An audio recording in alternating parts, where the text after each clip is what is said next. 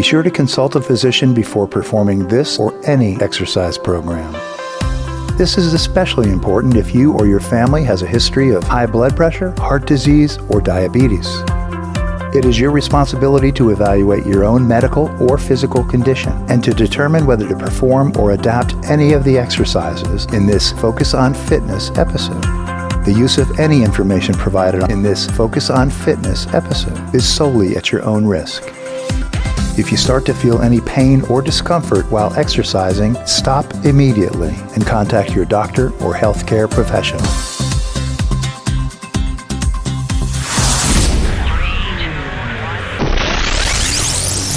Focus on fitness. You didn't even know you had a muscle there. Goals, man. Goals. Love it. 15 seconds. You're doing great. Hold it.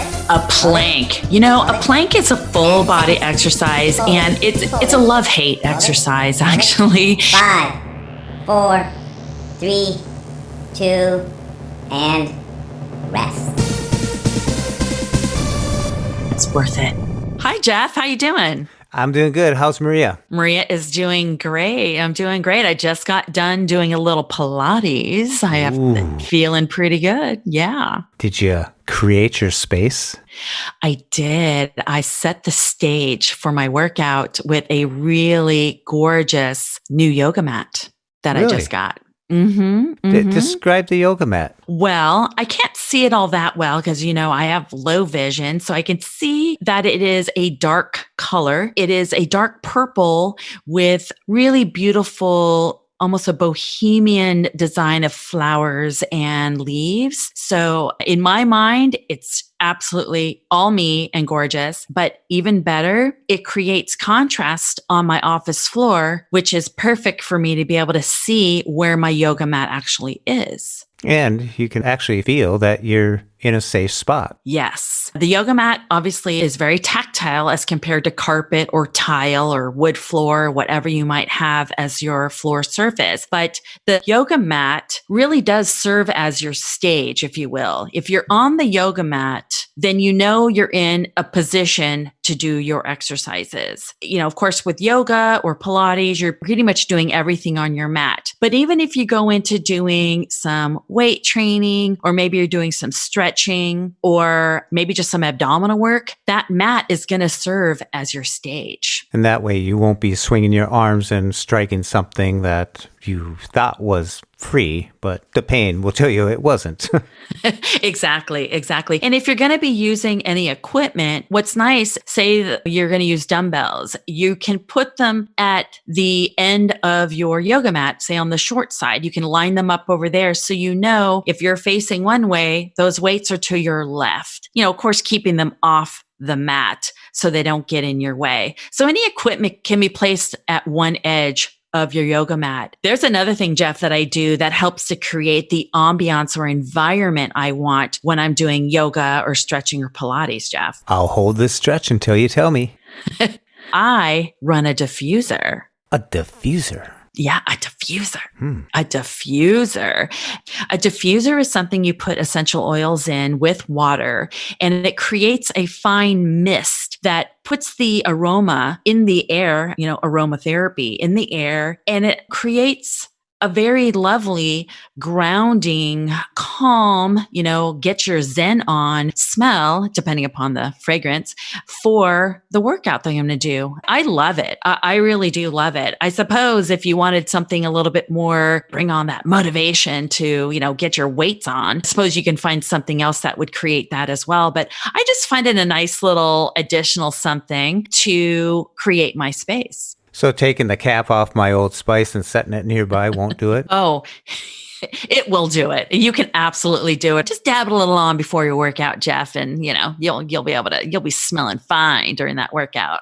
But when you're talking about Pilates or yoga, you're just building this space that you feel comfortable in, you relax in, and you're just creating your own stage, as you put it. Yeah, absolutely. And if I'm doing my workout, say a stretch workout later in the evening, I'll actually dim the lights or I'll turn the lights off with maybe just the hall light on with the light streaming in from, the office door so that it makes a darker room, which again could be even more relaxing, especially if it's later in the evening. You're trying to wind down, you're not trying to ramp up, such as maybe a morning workout. You're trying to wind down. So anything you can make it more like a spa-like experience, I guess, that will just make it a little bit more special for you. That's great. Creating your space. When I was thinking we're creating a space, I was mostly thinking about, like you said, the mat. And I really like that. The positioning of it, it really gives you a tactile feel for where you are, because sometimes you're doing an exercise, say you're doing some lunges or something. And if you have that reference point, you can stay safe, safety first. Now, when you're talking about a yoga mat, how thick is this? What kind of mat? Describe a yoga mat. Well, a yoga mat is a foam mat, and it's maybe a 1/4 inch thick or 3/8 of an inch thick. It's not that thick, Jeff. We don't want to be stepping on like memory foam or something where you just simply sink into the foam. Mm-hmm. You need something that can still keep your foot on a pretty solid surface. So it's great for standing on. It's textured. When you're barefoot, you can get a nice grip on it and just comfortable enough that if you do have it on a tile or wood floor and you're down on the floor doing ab work or other kind of floor work, it still helps keep those knees protected and those hands or elbows protected, depending upon, what exercise you're doing. So it's an all around great piece of equipment to have if you need to lay something out, create the stage, keep your area safe, and give you a tactile feel as to where you are on the floor. If you step off of it, you may be getting too close to furniture or another piece of equipment. So again, keeping those feet planted and grounded on that mat is going to help you in more ways than just keeping your knees from hurting.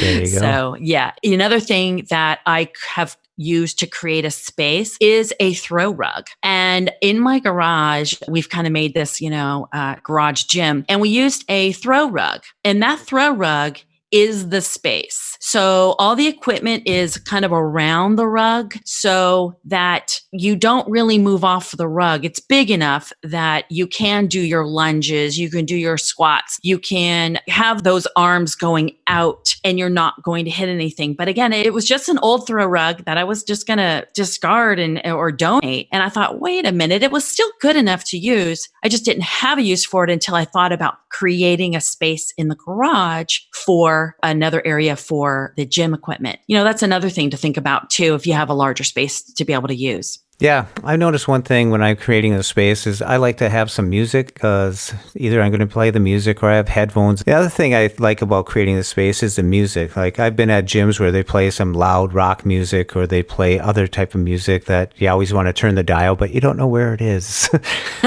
But if you can control it, you can turn on your own music, your headphones. Sometimes I don't like having the headphones in unless I'm on a stationary bike. I don't mind it there because I'm not moving around. But if I don't want to have noise cancellation on and me doing something where I'm moving around the room, I want to know if someone else is in that space or something's changed in it or a bee's buzzing by or something.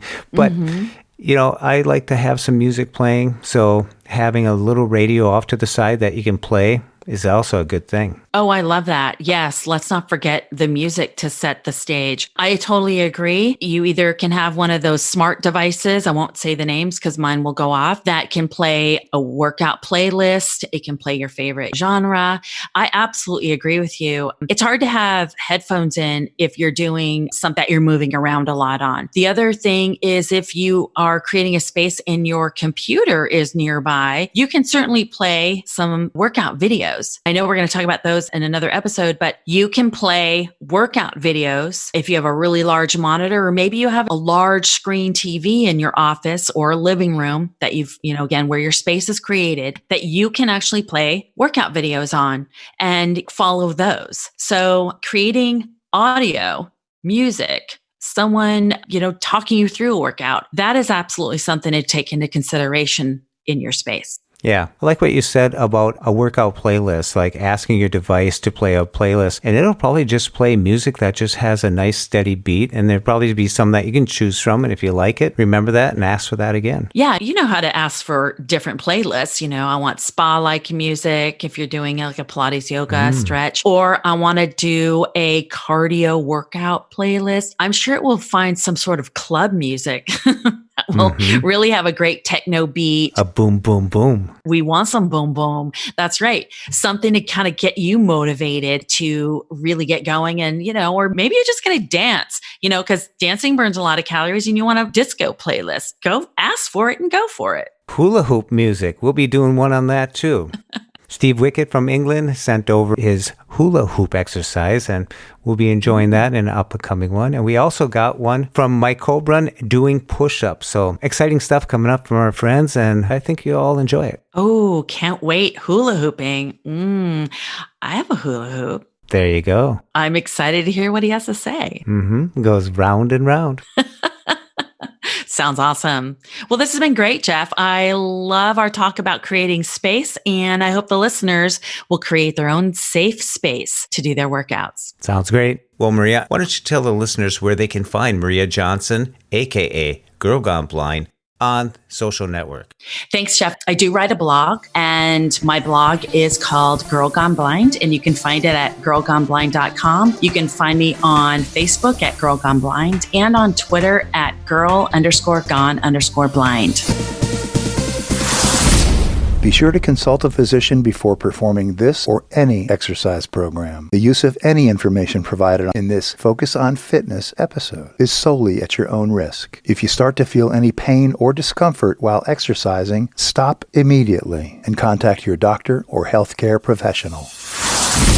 Stay tuned for more episodes of Focus on Fitness right here on Blind Abilities. And most importantly, thank you for listening. We hope you enjoyed. And until next time, bye-bye. When we share what we see through each other's eyes, we can then begin to bridge the gap between the limited expectations and the reality of blind abilities. And the realities of blind abilities.